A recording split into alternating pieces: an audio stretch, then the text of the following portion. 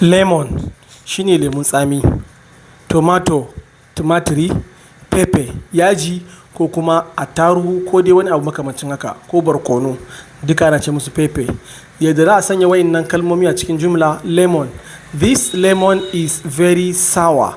This lemon is very sour.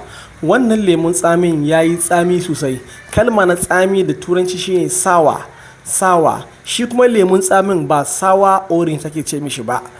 Lemon sunan shi. Lemon. Mun fahimta? This lemon is very sour. Lemun tsamin ya yi tsami sosai. Tomato shine tumatiri. He sliced a tomato for the salad. He sliced a tomato for the salad.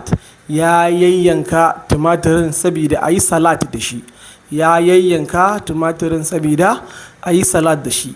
Ka like mana wannan bidiyon sa'annan kuma ka following wannan page ɗin kuma ka sharing wannan bidiyo saboda bidiyo nan ta yi sama. Dan Allah ka mana hakan za mu ji daɗi sosai sai mu ci gaba da karatu. Kalma na uku shine pepper yaji ko barkono ko attaruhu dukansu ana ce musu pepper. I added pepper to the soup. I added pepper to the soup.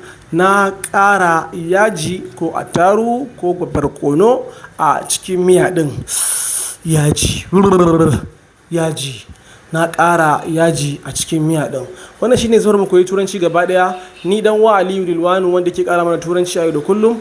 Ina mana fatan alkhairi. Ka like wannan bidiyon ka taya mu sharing sannan kuma ka following wannan page saboda samun content na ilmantarwa a kyauta kamar wannan. Sai mun sake haɗuwa a karatu na gaba. Na bar ku lafiya.